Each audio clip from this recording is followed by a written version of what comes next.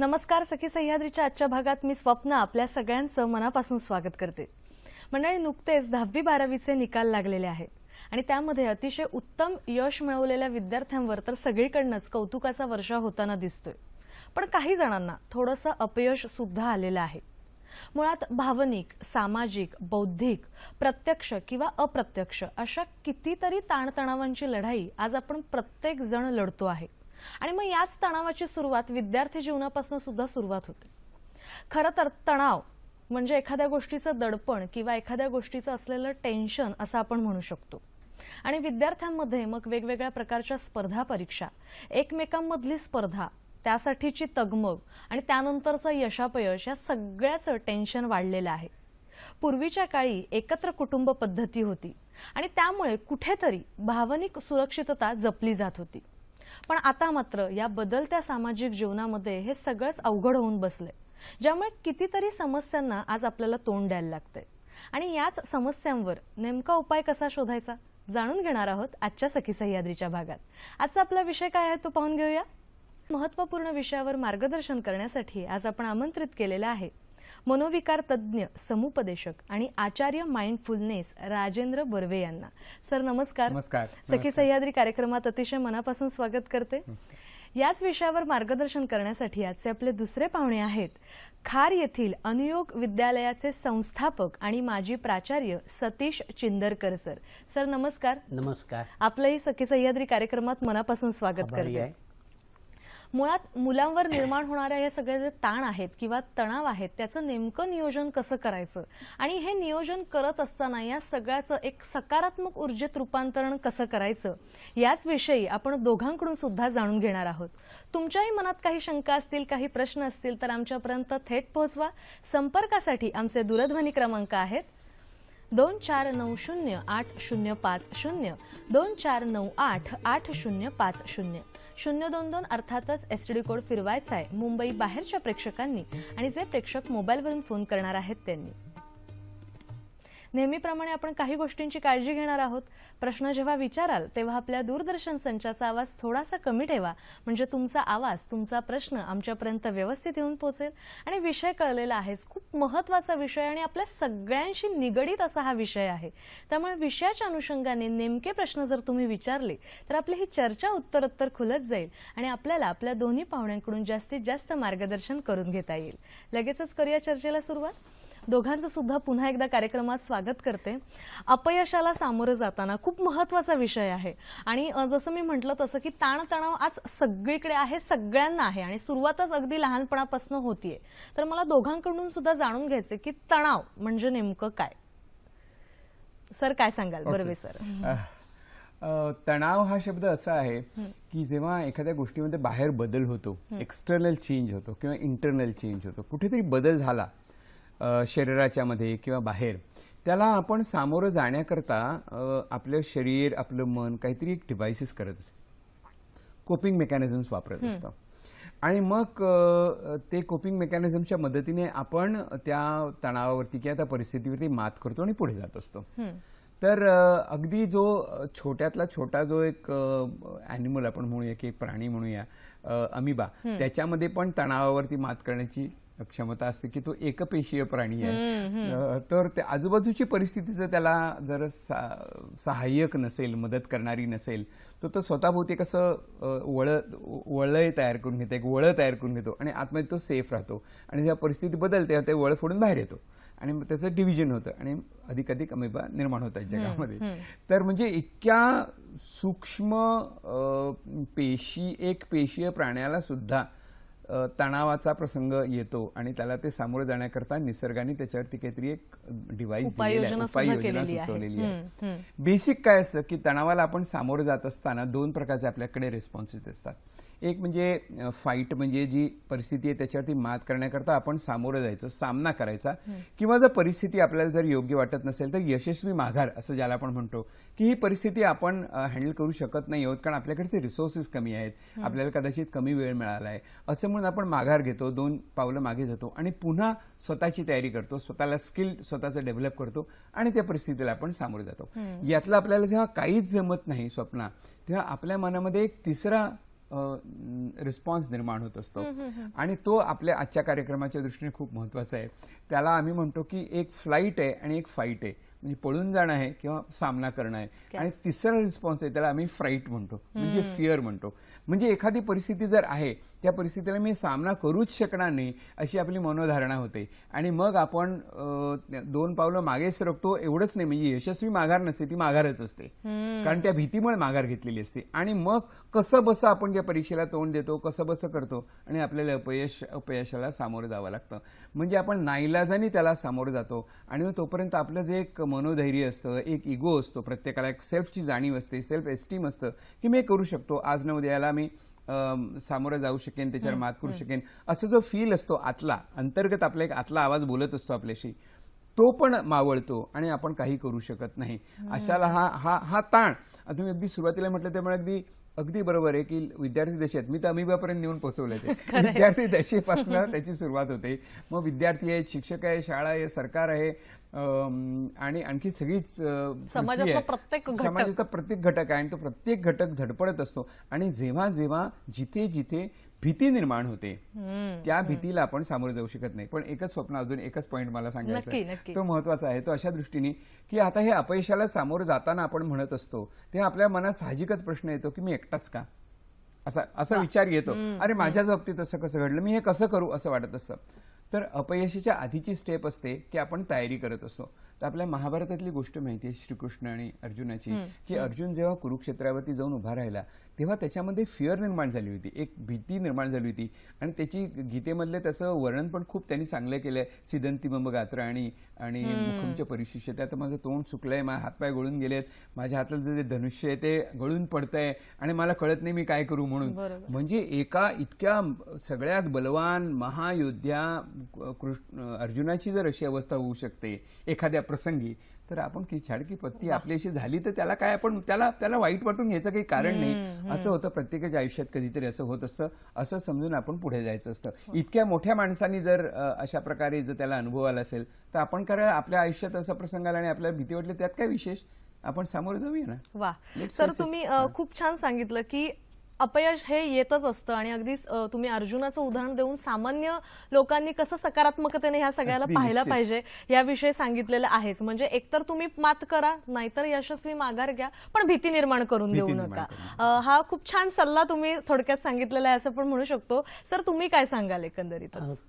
बर्वेसरांनी छानच सांगितलं. अपयश ही यशाची पहिली पायरी समजलं पाहिजे. बरोबर. माझी आई 100 वर्षापूर्वीची कविता म्हणायची, एका कोळग्याने एकदा आपले जाळे विणले उंच जागी. आणि त्यावेळेला त्या कवितेत असा अर्थ होता की तो कोळी 9 वेळावरती चढला आणि 9 वेळा पडला, पण 10व्या वेळी त्या सक्सेस झाला, यशस्वी झाला.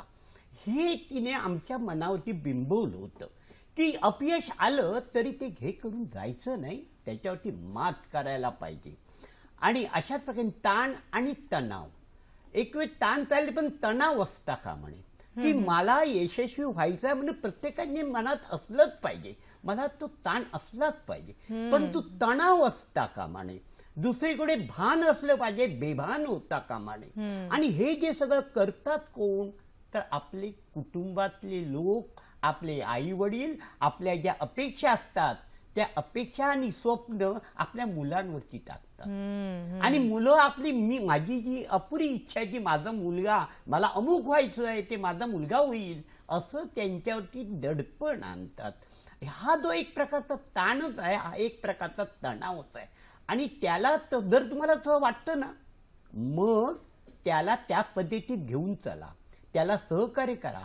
जी इच्छा त्याची आहे ती इच्छा त्याची पूर्ण करण्यासाठी काय करायला पाहिजे ही मदत करा आणि त्याला पुढे यशस्वी करण्यासाठी मग नक्की तो यशस्वी होईल हे बघा. मात्र त्याला काय व्हायचं आहे त्याच्यावरती तुमचं दडपण नको, ते त्याच्या मनाला काय वाटतंय.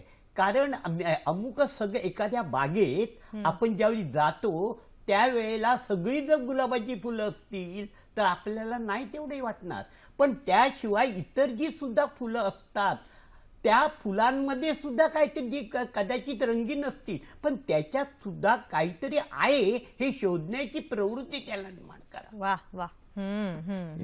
सर तुम्ही खूप छोटासा छान. मुद्दा मला अगदी अगदी मांडायचा आहे. सर मी फोन थोडस येतोय. थांबवते, आपल्याला एक बरं, फोन बरं. आलेला आहे तो ठीक आहे. घेऊया आणि मग आपली ही जरूर, चर्चा जरूर, चालू जरूर. ठेवूया. प्रमोद चालेल. वेदविख्यात आपल्याशी बोलतात नाशिकहून. नमस्कार. नमस्कार, मी नाशिकहून बोलतोय. बोला. मला असं आता तो 10वीला होता यंदा. त्याचं आधीचं करिअर सर्व चांगलं होतं, गणित इंग्लिश होते, पण यावर्षी तो फेल झाला गणित इंग्लिश मध्ये. आधीचं करिअर चांगलं होतं त्यामुळे तो बराच नर्वस झाला. तर अशा केसमध्ये त्याला तुम्ही आम्ही काय मार्गदर्शन करावं? त्याच्या आई वडिलांनी समुपदेशन त्याला वैयक्तिक कशी केस टॅकल करावं? तो नर्वस आहे, तर काय मार्गदर्शन केलं तर बरं होईल. आधीचं करिअर चांगलं, मग आता गणित आणि इंग्लिश मध्ये फेल झाला. बरं, मार्गदर्शन धन्यवाद. केलं तर बरं होईल. धन्यवाद. धन्यवाद सर. उत्तर काय देतो सांगाल मी. सर? नक्की. त्यांनी बोलता बोलता एक शब्द वापरला, करिअर. आता माझ्या दृष्टीने करिअर आणि कोर्स हे दोन वेगळ्या गोष्टी आहेत. आपण जे अपयश यश अपयश जे बोलतोय ना ते कोर्सच्या दृष्टीने आहे. म्हणजे मला या कॉलेजमध्ये ऍडमिशन, पुढे इंजिनिअरिंगची ऍडमिशन जी काय असेल ती, हे सगळे कोर्सेस आहेत स्वप्न. करिअर याच्या पलीकडे असते. करिअर म्हणजे आपल्या व्यक्तिमत्व गुणांचा विकास आहे, आपल्याला स्वतःला पुढे घेऊन जाण्याची लिडरशिप क्वालिटी आहे, आपण जे ठरवलेलं असतं ते चिकाटीने पार करणं आहे, आपल्या बरोबर सगळ्या लोकांना घेऊन जाणं आहे. दिस इज करिअर. आणि या करिअरचा कोर्सशी संबंध असतो. कोर्सच्या मदतीने आपण चांगली करिअर करू शकतो. मी स्वतः डॉक्टर आहे. मी मेडिकलचा कोर्स निवडला, पुढे सायकॅट्रीचा कोर्स निवडला आणि त्यांनी मी करिअर घडवली. पण समजा मी जर डॉक्टर झालो नसतो, सायकॅट्रिस्ट झालो नसतो, तुम्ही दुसरं काहीतरी केलं असतं आणि माझी करिअर घडवलीच असती. आता जे प्रमोद म्हणतायत की करिअरमध्ये अडचण आलेली आहे, करिअरमध्ये अडचण नाहीये, कोर्समध्ये अडचण आहे, हे त्यांनी स्पष्ट करून आपल्या नातवाला काय मुलाला सांगावं आणि हे स्पष्ट करून सांगावं की हे जे आपल्याला अडचण आल्यासारखं वाटतंय त्याचा आपल्या करिअरशी संबंध नाहीये. दुसरी महत्वाचा मुद्दा आहे की आपण जेव्हा सुरुवातीला अपयश येतं तेव्हा आपण गारठून जातो, अगदी स्वाभाविक आहे. पण काही वेळांनी जेव्हा समज यायला लागते तेव्हा आपण अगदी स्वतःचा अनालिसिस करायचं, विश्लेषण करून बघायचं की आपली नेमकी काय अडचण आली. अशा विद्यार्थ्यांना आम्ही नेहमी सांगतो की तुमची एकदा IQ म्हणजे बुद्धिअंक तपासणी तुम्ही करून घ्या. म्हणजे तुम्हाला कळेल की आपल्याला सर्व प्रकारचे बुद्धीचे वेगवेगळे जे गुण आहेत, वेगवेगळे ज्या बाजू पैलू आहेत बुद्धीचे, ते माझे सारखेच डेव्हलप झालेत का, सारखेच विकसित झालेत का, हे बघायला हे गरजेचं असतं. कारण खूपदा माझ्या असं लक्षात आलंय की गणित विषयामध्ये जर आपल्याला प्रगती होत नसेल तर कदाचित त्यांच्यामध्ये कॉन्सन्ट्रेशन डेफिसिट असतं. म्हणजे त्यांची लक्ष एकाग्र करण्याची क्षमता त्या मुलांची कमी असते गणितामध्ये, पण बाकीच्या विषयामध्ये असू शकते. म्हणजे माझी कॉन्सन्ट्रेशन करण्याची, लक्ष एकाग्र करण्याची क्षमता नेमकी कुठे आहे, कशात आहे, कोणत्या क्षेत्रात मी गेलं तर माझं एकाग्रतेचा वापर करू शकेन हे आपल्याला कळतं. माझी गणितातली कॉन्सन्ट्रेशनची क्षमता कमीच होती, त्यामुळेच मी या विषयाकडे वळलो ना. नाहीतर मी झालोच नसतो. त्यामुळे मला गणितात जेमतेम फर्स्ट इयरला मी पास झालो. बरं. त्यामुळे मी म्हटलं की चला बला गेली. आपण असं म्हणू शकतो म्हणजे जसं चिंदरकर सर म्हणाले तसं की मुलांच्या आवडीप्रमाणे त्यांना निवड करू देत आणि त्याप्रमाणे फक्त पालकांनी सहकार्य केलं पाहिजे. आवड तपासून घेतली खरंय, पाहिजे. केवळ नुसती आवड आहे सगळ्यांना ऍक्टिंग करायची आवड असते पण सगळ्या क्षमता असते असं नाही ना. नक्कीच. राजेंद्रजी, तुम्ही म्हणालात तसं गणितात गडकरी नापास आहे, परंतु त्यांनी जी नाटकं लिहिली अरे वा, आहेत, क्या अजरामर बात अशी नाटकं आहेत. एखादी व्यक्ती एखाद्या विषयात कमी असली तरी अनेक आज अंग आहेत, त्यात अनेक क्षेत्र आहेत, त्याच्यात ती प्रगती करू शकतात. आज ऐकून घ्या, ज्याला क्रिकेटचा राजा म्हणतो, देव मानतो, तो आमचा सचिन हा अभ्यासाकडे त्याने दुर्लक्ष केलं, पण त्याला करिअर करायचं होतं ज्या ठिकाणी ते क्रिकेट. त्यामुळे तो असं म्हणतात कमी मार्क्स पडले होते आज 10वीत 12वीत, पण त्याला शिखर कुठे गाठायचं त्याला माहिती होतं. त्याच्या वडिलांनी ती संधी दिली. त्यांना वडील त्याचे प्राध्यापक, त्यांनी असं म्हटलं नाही तू अभ्यासात पुढे ये आणि माझ्यासारखा प्राध्यापक हो. म्हणजे ज्याची ज्या ठिकाणी कल आहे ती कलाप्रमाणे राहायला पाहिजे. म्हणून सध्या SSCच्या परीक्षेच्याच वेळेला 10वीची कल चाचणी झालेली आहे आणि ही कल चाचणी घेतली ती एकदम परफेक्ट आहे असं मी म्हणणार नाही. त्यासाठी तुम्हाला करिअर गायडन्सलाच जावं लागेल अगदी पण हे केलंय ते सरकारने चांगलं केलेलं आहे अगदी असं सर, माझं बरोबर आहे. स्वतःचं मत आहे. याच विषयी आपण बोलणार आहोत. आपल्याला एक फोन आलेला आहे, तो आपण घेऊया. भारत वाव्हळ आपल्याशी बोलतायत डोंबिवलीहून. नमस्कार. आज सखी सह्याद्रीवर अपयशाला सामोरे जाताना अतिशय उत्कृष्ट आणि सर्व मुलांना मार्गदर्शक ठरणार आहे. आणि आजचे अतिथी आहे डॉक्टर राजेंद्र बर्वे यांनी या विषयावर अनेक वेळा दूरदर्शन सुद्धा मार्गदर्शन केलं, तेव्हा त्यांचं अभिनंदन करतो. डॉक्टर, माझा प्रश्न असा आहे की प्रत्येक कुटुंबामध्ये पाहतो आपण, आपल्या मुलाची परीक्षा आल्यानंतर आई वडील अभ्यास करा, झोपू नका, खिळू नका असं सांगतात. आणि कालांतराने असं होतं, परीक्षा संपते, मुलाला मार्क कमी पडतात, तो नापास होतो. आणि मग मुलाला ताणतणाव होतो, आई वडील नकारात्मक दृष्टिकोन देतात, मित्र देखील त्याला एक प्रकारे मानसिक दबाव तयार करतात. आणि कालांतराने हा मुलगा डिप्रेशनमध्ये किंवा मनोरोगीकडे वळतो. तर या प्रसंगी पालकांनी किंवा इतरांनी, शिक्षकांनी या मुलावर कशा प्रकारे आपली वागणूक ठेवावी, कशा प्रकारे त्याला मार्गदर्शन करावं? धन्यवाद. धन्यवाद सर. काय सांगाल सर? खूप छान प्रश्न विचारला त्यांनी. भारतजी नमस्कार. तुमचे प्रश्न यापूर्वी मी घेतले होते, मला आठवतंय. त्यांनी विचारलेला प्रश्न अगदी संयुक्तिक आहे की अपेक्षेप्रमाणे यश मिळत नाही. आता आपण जे म्हणतोय अपयशाला सामोरे जाताना, स्वप्ना मी तुम्हाला सांगतो की 90% मार्क मिळालेल्या मुलाला पण आज अपयशी वाटतंय, कारण त्याला 92% पाहिजे होते. म्हणजे आजची परिस्थिती अशी आहे की कितीही मार्क मिळाले, 95% मिळाले तरी 96% नाही मिळाले असं वाटतं. 95.6 मिळालेल्या मुलाला आई म्हणाली, अरे 96 का नाही मिळाले तुला? म्हणजे अपयश ह्याची व्याख्याच आता बदलून गेली असं मला वाटतं. आणि त्याच्याच करता आपण म्हणजे हाच विषय आपण ठेवला पाहिजे की हे अपयश आपण मान्य न मानण्यावर असतं, हे पण आपण लक्षात घेतलं पाहिजे. कारण जर 95% मिळालेल्या मुलाला जर अपयशी असल्यासारखं आई वडिलांनी वागवलं किंवा कोणी वागवलं तर ती चुकीचीच गोष्ट आहे. म्हणजे असं करूनच चालणार नाही. दुसरी गोष्ट अशी आहे की जेव्हा अपयश येतं मुलाला, तेव्हा मुलगा स्वतः नर्वस झालेला असतो, आई वडील पण नर्वस झालेले असतात. पण लक्षात ठेवायला पाहिजे की आपण मुलापेक्षा वयाने मोठे आहोत. आपण सोकाळ, आपण मराठीत म्हणतो ते, आपण जास्त पावसाळे बघितले. आणि पावसाळे बघितले याचा अर्थ काय असतो की आपण आपल्या समाजातली किंवा आपल्या एन्व्हायरमेंटमधली, परिसरातली वेगळ्या प्रकारची आपण बदल बघितलेले आहेत. त्या बदलाला आपण सामोरं गेलो आणि पुढे आलेलो आहोत. म्हणजे पावसाळे बघणं याचा अर्थ कठीण प्रसंगाला आपण आतापर्यंत सामोरे गेलो आहोत. मग आपण कठीण प्रसंगाला यापूर्वी सामोरं गेलो असतो तर मुलाला असं कसं म्हणून चालेल की तुला फेस करता आलंच पाहिजे? तर त्यावेळेला आपण अधिक धीर धरला पाहिजे. तर आपण तुझ्या बरोबर, तू यशस्वी हो की अपयशी हो, आम्ही तुझा मुलगा म्हणून, आमचं मूळ म्हणून स्वीकारतो, तू आम्हाला आवडतोस, आमचं तुझ्यावर प्रेम अबाधितच आहे, अनकंडिशनल लव्ह आम्ही तुला देत आहोत. आणि अशा प्रकारचे आपण अनकंडिशनल लव्ह आणि सपोर्ट देतो, तेव्हा त्या मुलाला वाटतं की माझ्यावरचं असलेलं प्रेम किंवा माझी व्हॅल्यू, माझी एक मी माणूस म्हणून जगताना मला जे काही हवं आहे ते माझ्या मार्कशीटवरती अवलंबून नाही आहे, तर ते मी जो कोण आहे त्याच्यावर अवलंबून आहे. हे जेव्हा आपल्याला कळतं तेव्हा आपण त्याचा विकास करायला लागतो. म्हणजे जसं मला लहानपणी आठवते एक गोष्ट की भाऊ बहिणीमध्ये पटत नसतं, मग बहीण गरीब असते आणि मग तो भाऊ तिला नीट विचारत नाही, मग ती श्रीमंत होते, मग ते भाऊ बोलवतो तिला, आपले सगळे दागिने काढून ठेवतात आणि त्यामुळे दागिना तू जेवायला घालतेस. अशी गोष्ट आपण लहानपणी ऐकलेली होती. आता मुलं तशी करतील की मार्कशीटला तुम्ही आता त्याच्यावर पेढे ठेवा, अशी परिस्थिती आलेली आहे. त्यामुळे आपण या गोष्टीकडे, यश अपयश या गोष्टीकडे अगदी शांतपणे बघितलं पाहिजे. आपल्याला पाहिजे अपेक्षेप्रमाणे जर यश मिळालं नसेल तर अपयश मानायचं नाहीये. हे जर आपण समजून घेतलं तर आपण पुढच्या पायरीवर जाऊ शकतो. दुसरा महत्वाचा मुद्दा, मी यशाची डेफिनेशन कशी करतो? अपयशावरती मात करण्याची क्षमता ज्या माणसाकडे आहे तो यशस्वी आहे. म्हणजे यश हा एक फक्त पॉइंट असतो ना स्वप्ना. तो ज्याला 96% मिळाले, अरे आज मी बघितलंय मार्कशीट, संपला तो क्षण, संपला, पुढच्या क्षणी 96% मार्क मिळाले आणि मी पुढे जातोय. म्हणजे तो फक्त पॉइंट असतो. तर यश आणि अपयश हे फक्त पॉइंट असतात ना आयुष्यातले, ते फक्त घटना असतात. आणि जीवन चालूच असतं. त्यामुळे या घटनेकडे आपण एक घटना म्हणून फक्त आपण बघितली, अगदी यश मिळाल्यानंतर सुद्धा घटना म्हणून बघितली, अपयश मिळालं म्हणून सुद्धा एक घटना बघितली आणि स्वतःला त्यातनं काहीतरी शिकलो आणि आपण पुढे गेलो तर आपण नक्कीच अपयशावरती परत मात करू शकतो. वा वा सर, तुम्हाला काही सांगायचंय? बर्वे साहेबांनी सांगितल्याप्रमाणे मेरिटमध्ये न आल्यामुळे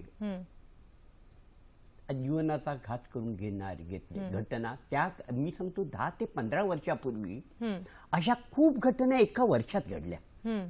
हे ज्यावेळी कळलं त्यावेळी डिपार्टमेंटला मी भेटलो आणि माझ्या शाळेमध्ये मी ह्या सर्व मुंबईतल्या जवळजवळ 250 मुख्याध्यापक आले आणि एका समुपदेशकाला मी या ठिकाणी बोलवलं आणि ह्याच्यावरची चर्चा घडवून आणली आणि ती खरोखर फलदायी ठरली. त्यानंतर तसं काही गोष्टी घडल्या नाहीत. म्हणजे मला एक सांगायचं आहे की अपयश येतं, परंतु अपयश आल्यानंतर सुद्धा यशस्वी किती लोक झाले आहेत त्यांचं जर यादी केली आणि त्यांची ते चरित्र लावली मुलांच्या समोर तर त्याचा नक्कीच फायदा होऊ शकेल. अब्राहम लिंकन हे 8 वेळा निवडणुकीत हरले आणि शेवटी जिंकून आले आणि जगातला एक चांगला राष्ट्राध्यक्ष बनला. हे असं चरित्र लिहा ना फोटो काढून त्याचं. अशा प्रकारे जर काही गोष्टी केल्या. अमिताभ बच्चन आवाजामध्ये फेल म्हणून सांगितलं गेला आणि आज आवाजाचा सम्राट त्याला आपण म्हणतो. अशी किती एडिसनची मुद्दाम एक गोष्ट सांगतो. एडिसन हा लहान असताना आपल्या शाळेतून आला रडत रडतच जवळ झाला आणि आता आई आपल्याला मारणार आपलं काय आता. तर तो चिठ्ठी आईजवळ ज्यावेळी समोर देतो त्यावेळी आई म्हणते काय आणि आई ज्यावेळी ती चिठ्ठी वाचते तिचा तळपायाचा आग मस्तकाला जाते. चिडते ती. काय लिहिलं होतं की हा शिकायला लायक नाही. सर उदाहरणं अनेक आहेत खरं तर आणि ही उदाहरणं मुलांसमोर लावली पाहिजे, ठेवली पाहिजे. अगदी अगदी. आपल्याला एक फोन आलेला आहे तो आपण घेऊया. राहुल पाटील आपल्याशी बोलतात महाडहून. नमस्कार सर. नमस्कार मॅडम, मी महाडहून बोलतोय, राहुल पाटील. मॅडम माझा प्रश्न असा आहे की मी MSc झालेलो आहे आणि मी एका केमिकल कंपनीत कामाला आहे. प्रॉब्लेम असा आहे की मी पहिले एका केमिकल कंपनीत कामाला होतो. तर तिथे कसं मी निगेटिव्ह होतं. म्हणजे माझे जे सिनियर होते ते मला नेहमी म्हणजे असं कमी म्हणजे टॉर्चरिंग करायची की बाबा तुला हे येत नाही ते येत नाही असं नाही तसं नाही. त्याच्यानंतर मी तिथे 3-4 वर्ष काम केली. तो एक्सपिरियन्स घेतला. त्यांच्यामुळे मी ती कंपनी सोडली. पण चांगला पॅकेज असून सुद्धा निगेटिव्ह झालो खूप. मग ती कंपनी सोडली. त्याच्यानंतर आता महाडमध्ये एका म्हणजे कंपनी कामाला आहे. तिथे पण असं होतं की जमतं काम ना असं नाही, पण एखादा काम करायला गेलो ना की असं निगेटिव्ह होतं. मग मी हातपाय थरथरतात किंवा असं कोण काय बोललं ना तरी मग येणार काम पण म्हणजे असं विसरून जातोय. सर काय याच्यावर उपाय? बरोबर, धन्यवाद सर. काय सांगाल? त्यांनी अपयशाची डेफिनेशन आणखी मोठी रुंद केली. त्यांनी जर मागाशी पहिल्यापासून त्यांनी ऐकलं असतं तर त्यांना कळलं असतं की ते there is fear in his mind.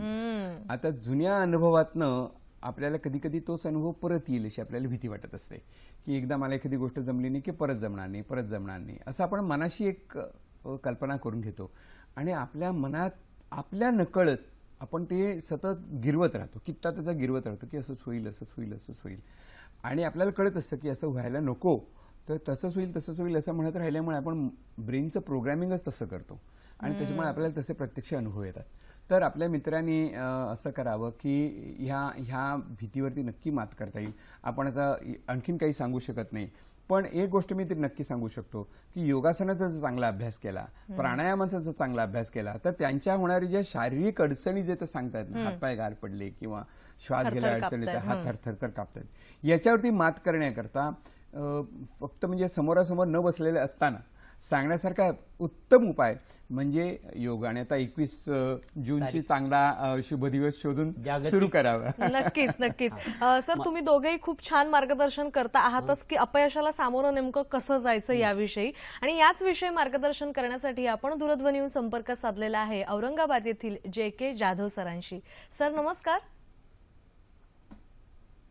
Hello hello sir नमस्कार. सखी सह्याद्री कार्यक्रमात मनापासून स्वागत करते. ठीक आहे. नमस्ते. नमस्ते. बोला. अपयशाला सामोरे जाताना याविषयी खूप महत्वपूर्ण अशी चर्चा आता चाललेली आहे. सर आपण काय सांगाल या सगळ्याच विषयी, नेमकं अपयश किंवा तणाव याविषयी? विद्यार्थी विषय आहे की जनरल आहे? सर विद्यार्थी आहे की विद्यार्थ्यांविषयी जास्त आहे, पण एकंदरीतच अपयशाला नेमकं कसं सामोरं जायचं? अच्छा. हे बघा, मराठीमध्ये एक म्हण आहे की अपयश ही यशाची पहिली पायरी आहे. तो अमेरिकेचा अध्यक्ष होता अब्राहम लिंकन. तर ते 50 वेळा निवडणूक हरले आणि शेवटी अमेरिकेचे अध्यक्ष झाले. पराभवापासून आपण निराश न होता पराभवापासून धडा शिकला पाहिजे की आपल्यामध्ये काय कमतरता होती आणि आपण त्या समोरच्या परिस्थितीला तोंड देताना कुठे कमी पडलो याचा अभ्यास करून आपण परिस्थितीला तोंड दिलं पाहिजे. आणि समजा 1 वर्ष एखादा विद्यार्थी नापास झाला तर आपण त्याने समजायचं की अरे 1 वर्ष मी उशिरा जन्माला आलेलो आहे, काही फरक पडत नाही, म्हणून त्यांनी पुन्हा कामाला लागलं पाहिजे. त्यांना आयुष्यामध्ये अनेक गोष्टी आहे की अनेक मोठमोठ्या व्यक्ती होऊन गेल्या की त्या अपयशातून मोठ्या झाल्या आणि अपयशातून त्यांनी यश मिळवलं. बरं, मला असं वाटतं खूप खूप धन्यवाद सर, आपण या कार्यक्रमात सहभागी झालात त्याबद्दल.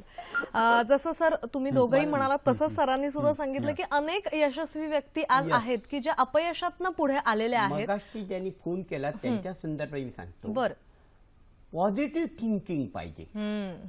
जर पॉझिटिव्ह थिंकिंग मी यश मिळवणारच पुन्हा असं समजून मी का अपयशी येत होतो ते त्यांनी शोधायला पाहिजे. मगाशी ज्या व्यक्तींनी सांगितलं माझ्या काय चुका घडत होत्या, ह्या मित्राबरोबर काही इतर तिथे कामगार असतील त्यांच्याबरोबर चर्चा करायला पाहिजे आणि मी कुठे चुकतोय, मला असं का घडतंय हे त्यांनी पाहिलं पाहिजे. ते मगाशी सांगितलं शारीरिक जे जे दोष आहेत ते नक्कीच योगातून व्यायामातून नक्कीच बाहेर पडू शकतील. पण अशी चर्चा करणं माझ्या याच्यावरती आणि स्वतःच विचार करत राहील मी याच्यातून कसा बाहेर पडेन हे आधी स्वतःला, आणि जर करेल तर ती व्यक्ती मगाशी जे कामगार जे आहेत MA झालेले ती त्याच्यातून नक्की बाहेर पडतील. मुलांच्या बाबतीत सुद्धा जे विद्यार्थी, आपला मुलगा अयशस्वी झाला ना त्याला सांगायचं नाही बाळ, जीवनात 1 वर्ष म्हणजे अपयशी नव्हे, जीवन केवढं तरी अफाट आहे आणि त्यात तू यशस्वी होशील. यासाठी आपण चर्चा करू, ह्या आधी ही परीक्षा कशी पास होता येईल, तू घाबरू नकोस आणि त्याच्यावरती चर्चा करायची. समजा ते पालक तेवढा शिकलेले नसतील तर जाणकार कोणी त्यांचे मित्र असतील, जाणकार त्यांचे शिक्षक असतील, यांनाही आणलं पाहिजे. तुम्हाला एक सांगतो, केवळ पालकच त्यांना हे डॉमिनेट करतात असं नाही, ताणताण आणतात नाही. काही शिक्षक त्यांच्या अपेक्षा असतात, तू एवढ्या ह्या शाळेत पहिलाच यायला पाहिजे, अखंड मुंबईत अमुक यायला पाहिजे, अशी त्यांच्यावरती ताण तणाव आणतात शिक्षक सुद्धा, मित्र सुद्धा. पण मग मी काय आहे हे विद्यार्थ्याने ओळखलं पाहिजे, माझी झेप कुठपर्यंत आहे हे त्याने ओळखलं पाहिजे. आपल्या मर्यादा आपण ओळखल्या पाहिजे, यासाठी त्या मर्यादेची सुद्धा त्यांना कल्पना द्यायला पाहिजे. खरंय खरंय सर, हा खूप छान मुद्दा तुम्ही इथे उपस्थित केला आणि त्यासाठीच मला वाटतं विद्यार्थी आणि पालक यांच्यामधला संवाद असणं खूप महत्वाचं आहे, नाही का? कारण पालकांची अर्थात मानसिकता असतेच की माझं मूल म्हणजे सर्वश्रेष्ठ असलं पाहिजे, ही आजच्या स्पर्धेच्या जगात एक पालकांची मानसिकता असते आणि ती स्वाभाविक आहे. पण या सगळ्यामध्ये तुम्ही खूप छान मुद्दा उपस्थित केला की त्यांच्याशी चर्चा करा, त्यांच्यातली जी कमतरता आहे ती त्यांना जाणून द्या. याविषयी काय सांगाल सर? एक हा प्रश्न आपण खूपदा एका बौद्धिक पातळीवर जाणण्याचा प्रयत्न करतोय. आता बघा आपले आता नव्या सरकारमध्ये असं आहे की जास्तीत जास्त स्किल डेव्हलपमेंटवरती भर दिलेली आहे. ही गोष्ट मला अतिशय आवडलेली आहे, अशा अर्थाने की सगळ्याच गोष्टी प्रत्येक जण काही बुद्धीचं असामान्य लेणं घेऊन जन्माला आलेलो नसतो, शक्यच नाहीये. प्रत्येक जण पहिला येणार तर पहिल्या नंबरला अर्थच नाही राहिला. त्यामुळे आपल्या शिक्षणामध्ये, आपल्या कामामध्ये, परीक्षेमध्ये, अभ्यासामध्ये कोणती स्किल्स पाहिजेत. स्किल्स म्हणजे काय आहे तर स्किल्स म्हणजे एखादी गोष्ट परत परत आपण करतो आणि मग आपल्याला ती आजमावता येते आणि मग ती आपल्याला त्याच्यात कौशल्य मिळतं. म्हणजे माझी बुद्धिमत्ता सामान्य असली तरी सुद्धा मी मेहनत करतो आणि चांगली कौशल्य मी निर्माण करतो, आत्मसात करतो आणि त्या कौशल्याच्या मदतीने मी पुढे जात असतो. म्हणजे कौशल्य जशी म्हणजे एक तरफ आहे, लिव्हर आहे, त्याचा उपयोग घेऊन मी पलीकडे जात असतो. त्यामुळे प्रत्येक वेळा आपण म्हणतो की अनालिसिस करू, अमुक करू, तमुक करू, गोष्ट खरी आहे, पण let us look at the skills. ही जर स्किल्स मला कळली की गणिताचा अभ्यास कसा करायचा, काय शिकवलंय नाही, अभ्यास कसा करायचा, इतिहासाचा अभ्यास कसा करायचा, भाषेचा अभ्यास कसा करायचा, हे स्किल आहे. हे स्किल जर आपण आजमावलं तर आपण करू शकतो. याच्यामध्ये मला पण असं वाटतं की शिक्षक जेव्हा विषय समजावून सांगत असतात ना तेव्हा तो त्यांना काय कळलंय हे समजावत असतात. शिक्षकांचं स्किल आहे ते की मला गणित असं कळलं तर मी तुला सांगतो, पण याच पद्धतीने गणित तुला कळेल असं नाही ना. माझं कदाचित गणित समजून घेण्याचं माझं कौशल्य वेगळं असेल तर माझं कौशल्य मी आजमावून बघतो. म्हणजे त्याच मार्गाने आपल्याला जायला पाहिजे असं की शिक्षकांनी शाळेने दिलेल्या मार्गाने जायला पाहिजे असं काही नाहीये. आपल्याकडे सध्या कौशल्य फक्त एकच आहे, घोका आणि ओका.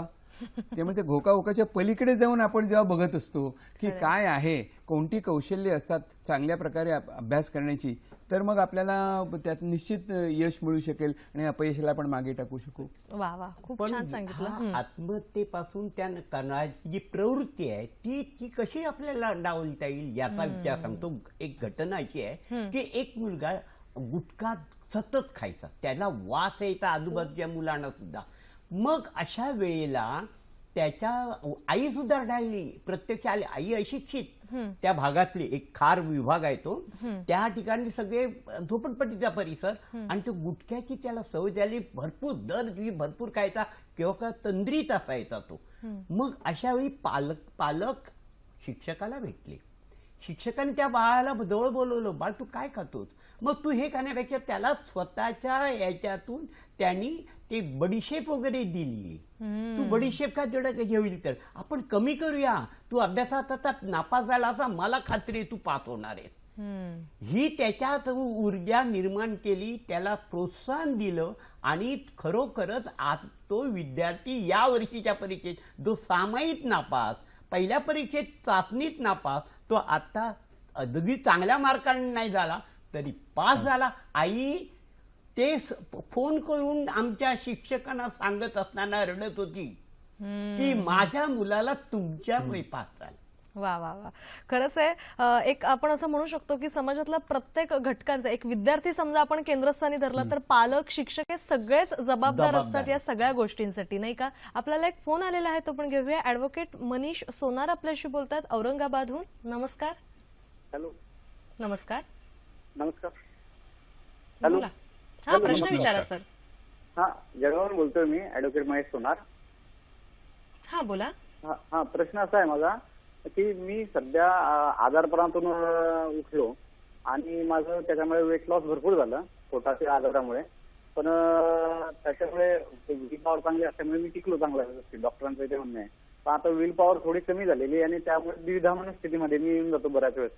एखादी काम करायला गेलो, म्हणजे साधं नाव्याच्या दुकानावर गेलो कटिंग करायला, आणि तिथं जाऊन विचार येतो की जाऊ द्या, काय करायची नाही वाटल्यास राहू द्या.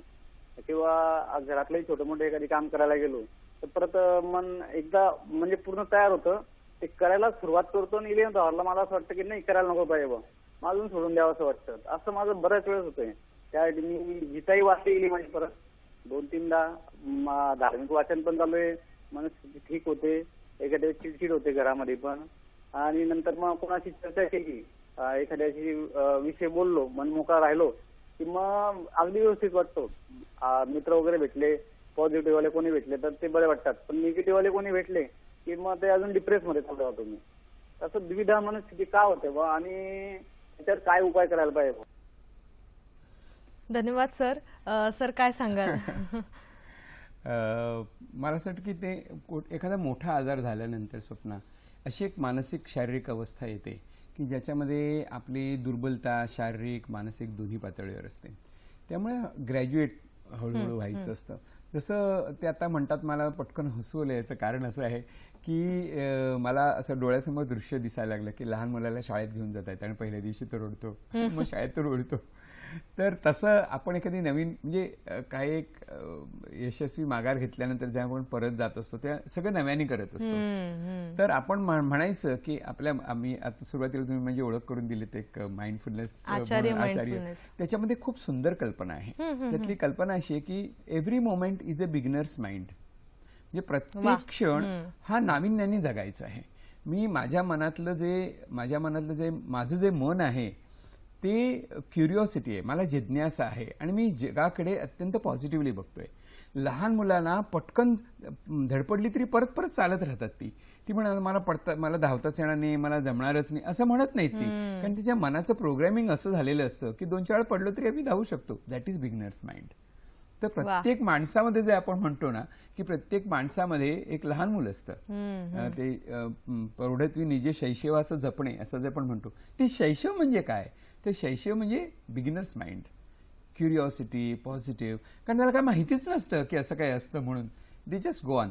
तसं जेव्हा आपण स्वतःकडे एक लहान मूल म्हणून आपल्यातलं आहे, ते रडतंय, त्याला शाळेत जायचं नाहीये असं म्हणून आपल्या मनाची समजूत काढत असताना आपल्या मनातल्या लहान मुलाशी बोलायचंय.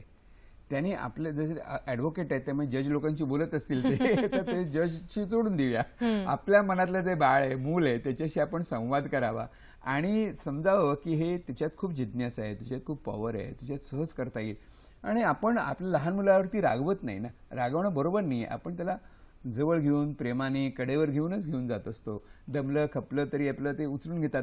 ते सुरुवातीला म्हणाल की गीताई मी वाचली आहे, त्याच्यामध्ये पहिला श्लोक आहे, पडता रडता घे उचलून कडेवरी गीताई माऊली माझी. म्हणजे काय विनोबाने इतकं सुंदर म्हटलं की गीताई माऊली माझी, तिचा मी बाळाने रडता. मी आता सांगितलं तेच गीताईमध्ये त्या शब्दात सांगितलेले की ते बाळ आहे मी, मला उचलून घ्यायचं, तसं स्वतःला उचलून घ्यायचं आणि स्वतःला पुढे न्यायचं असतं. तर ही गोष्ट आपण लक्षात ठेवली.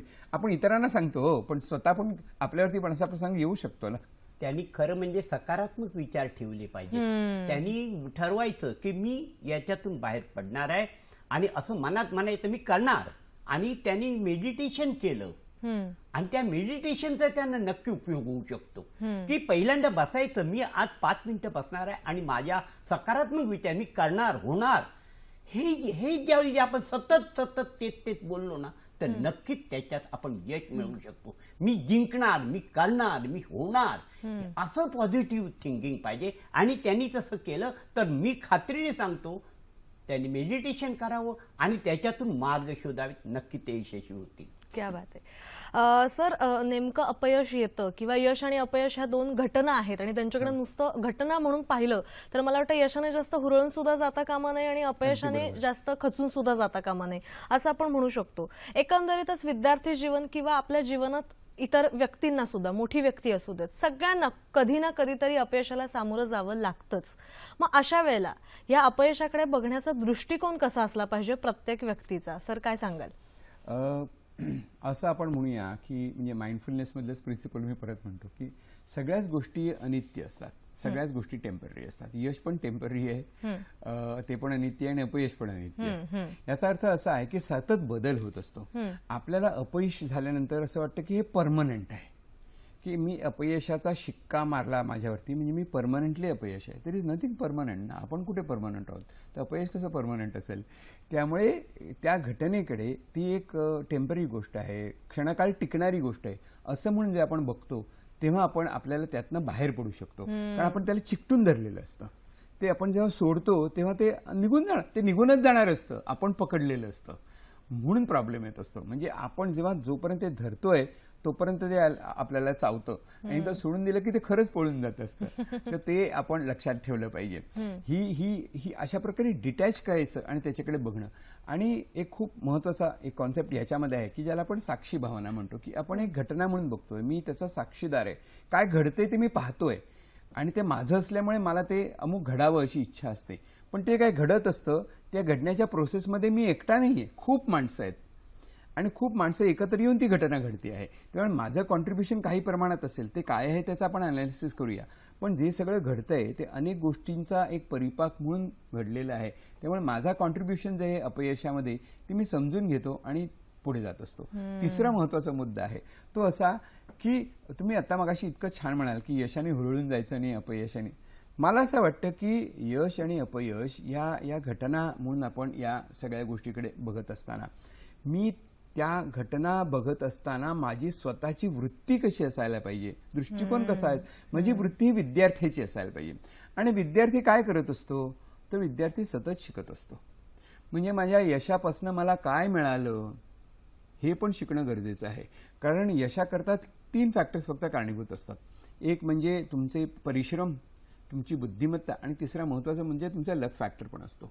खरं. तर जेव्हा आपण म्हणतो की ह्या 3 गोष्टी एकत्र आल्या की मला यश, त्या गोष्टी योग्य प्रकारे नाही आल्या तर अपयश, तर ह्याच्यामध्ये मी जर सतत म्हणत राहिलो की माझ्या लकमुळे मी पास झालो तर मी नक्की पुढच्याला अपयशाला सामोरं जाणार. कारण मी लकमुळे मी पास झालो असं जर म्हणत राहिलो, माझ्या मेहनतीने मी पास झालो असं जर आपण म्हटलं तर मग माझी मेहनत चालू राहते. कारण माझी बुद्धिमत्ता बदलणार नाही, लक माझ्या हातात नाहीये. फक्त माझ्या हातात काय आहे तर विद्यार्थी म्हणून माझ्या हातामध्ये फक्त मी केलेलं कॉन्ट्रीब्युशन, मी केलेली मेहनत एवढं फक्त माझ्या हातात आहे. ते घेऊन मी पुढे जातो. सर, एक शेवटचा फोन आपण घेऊया कार्यक्रमातला. कविता राजपूत आपल्याशी बोलतात कल्याणहून. नमस्कार. नमस्कार. बोला. हा, माझा प्रश्न असा होता मॅडम की विद्यार्थी, जर एखादी विद्यार्थी ती मॅरिड असेल, विद्यार्थी आहे, शिकतात आहे, तिच्यावरती काही बंधनं असतात. तिला पॉझिटिव्हली पुढे जायचंय, ती पॉझिटिव्हली जाते. पण एखाद्या म्हणजे आता समजा मिस्टर असतील, एनिवेज कोणी पण घरातले असतील फॅमिली मेंबर, तर ते जर काही बोलले तर त्याचा निगेटिव्ह परिणाम तिच्यावरती होत असतो. मग अशा वेळेस काय करायचं असतं? बरं बरं, धन्यवाद. थोडासा वेगळा प्रश्न त्यांनी विचारलेला आहे, काय सांगाल सर? मी असं सांगेन की एकाकाने कित्येक वेळा ह्या टीका होत असतात, काही विरोध होत असतो. तो विरोधावर मात करूनच पुढे यायचं. एकाकडे ऐकायचं, एकाकडे सोडून द्यायचं आणि आपण काय करतो चांगलं ह्या आपल्या मनाला पटलंय ना, मग ते त्यांना पटवून देण्याचा प्रयत्न करायचा. नाही पटलं तर पुढे आपण जायचंच. आणि मला मगाशी एक सांगायचं होतं की आज हम दो हमारे दो असं कुटुंब पद्धती जी झाली आहे, त्यात ज्यावेळी अपयश येतं त्यावेळेला त्या मुलाला सांभाळायला पाहिजे. त्याचं का अपयश आलं याचा शोध घ्यायला पाहिजे, त्याला समजून घ्यायला पाहिजे, त्याला फिरायला घेऊन चला, त्याला आवडतो सिनेमा घेऊन चला. म्हणजे हे काय विशेष काही नाहीये अपयश, याच्यात आपण मार्ग काढणं आणि त्याला असं प्रोत्साहित केलं पाहिजे की तू पुढच्या वर्षी अधिक चांगलं यश मिळवू शकतील. आणि खरंच असे प्रसंग आलेले आहेत की अशा ह्याच्यावरती मात करून यशस्वी झालेले आहेत, अधिक यश मिळविलेलं आहे. त्या ठिकाणी सगळ्यांनी जसं एखादं झाड कोमजलेलं आहे, काय झालंय, पण त्यासाठी आपण लगेच ते तोडून टाकत नाही. त्या झाडाला परत खतपाणी घालून परत उभारी कशी येईल हे जसं बघतो, तसंच आपल्या ह्या अपयश आलेलं तात्पुरतं, मगाशी सरांनी छान सांगितलंय, हे आयुष्यभराचं नसतं. हे अपयश हे तात्पुरतं असतं, यश सुद्धा तात्पुरतंच असतं. त्याच्यासाठी आपण त्या ह्याला मार्ग दाखवायला पाहिजे, पुढे घेऊन द्या. कित्येक वेळा मी मान्य करतो आता समुपदेशन चालू आहे, पण कित्येक ठिकाणी नसेल. त्या वेळेला त्या आपल्याला जाणकार कोण आहे, माझ्या या मुलासाठी, माझ्या या मुलीच्या संदर्भात मी काय करून त्याला बाहेर काढू, हे शोध घ्यायला पाहिजे. नुसतं आपल्या कुटुंबापुरतं संकुचित ठेवून चालणार नाही, त्याला त्यांनी वाट द्यायला पाहिजे अपयशाला यश मिळवण्यासाठी. आणि असं ज्यावेळी आपण करू तर तो नक्कीच वाईट मार्गाला, म्हणजे वाईट मार्ग म्हणजे आपला अंत करून घेण्याच्या संदर्भात जो जातो तो बिलकुल जाणार नाही. एक छोटीशी गोष्ट मला आठवते, 1-2 मिनिटाचं सांगतो. बायबलमध्ये एक गोष्ट आहे ज्याला प्रॉडिगल सन असं म्हणतात, की एक मुलगा, श्रीमंत बापाचा मुलगा, तो अपयशी होतो. का अपयशी होतो? कारण सगळे पैसे उधळतो तो, त्याच्या वाट्याला आलेले, आणि तो असं उधळून परत येतो. तर तो बाप त्याला जवळ घेतो. सगळे त्याला गावकरी म्हणतात की बाबा तू याला, हा मुलगा उधळ्या आहे, असा आहे तसा आहे, तो परत आला, त्याचं तू काय असं त्याला जवळ का घेतोस, त्याला चांगला धडा शिकवायला पाहिजे. तो म्हणाला तो उधळून माधळून अपयशी ठरवून शहाणाहून परत आलाय. तर आता त्याला तिचं स्टोरी ऑफ प्रॉडिगल सन म्हणतात त्याला. तर ते मी सेलिब्रेट करणार आहे, म्हणजे माझ्या मुलाचं अपयश मी सेलिब्रेट करतो, सगळ्या गावाला तो बोलवतो आणि सांगतो की बघा माझा मुलगा मला परत मिळाला. म्हणजे रिलेशनशिप आहे नाही, यश अपयश या टेम्पररी गोष्टी ना, रिलेशनशिप इज कंटिन्युइंग. आपण बरोबर आहोत, तू आणि मी, आपण एकत्र जीवन प्रवासातले आपण दोघं साथीदार आहोत, हातात हात घालून पुढे चालतोय. काही काही गोष्टी आपल्याला आवडतात, काही गोष्टी नाही आहे. सगळ्याच गोष्टी सतत आवडत राहिल्या तर आवडणं हे संपूनच जाईल. काहीतरी नावडलं घटलं तरच ते आवड आहे असं कळतं ना. आणि अशी पुढे स्वीकारायची ताकद त्याच्यात निर्माण करायला खरंय. आणि तसं अशा अनेक गोष्टी असतात. माझे मित्र नरेंद्र सर, आपण एक असं म्हणू शकतो, खरं तर हा विषय खूप मोठा आहे, पण आता घड्याळ खुणवायला लागले, त्यामुळे आपण एकच या सगळ्याचा सार घेऊ शकतो की यश आणि अपयश 2 घटना आहेत. त्या घटनांकडे फक्त सकारात्मक दृष्टिकोनातून पहा. यश सुद्धा तुमचं आहे आणि अपयश सुद्धा तुमचंच असणार आहे आणि त्यावर मात करून तुम्ही पुढे जाणार आहात.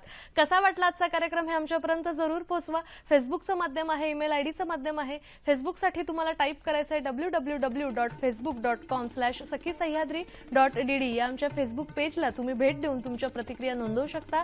याशिवाय sakhisayadri@gmail.com हा आहे आमचा ईमेल आयडी, ज्यामध्ये तुम्ही मेल्सद्वारे सुद्धा अभिप्राय नोंदवू शकता. याशिवाय युट्यूबवर सुद्धा आपले सखी सह्याद्रीचे कार्यक्रम आपण पाहू शकता. आता मात्र कार्यक्रमात इथंच थांबण्याची अनुमती घेते. तुम्ही दोघे इथे आलात आणि खूप छान मार्गदर्शन केलं, त्याबद्दल सखी सह्याद्री परिवारातर्फे मनापासून धन्यवाद. नमस्कार.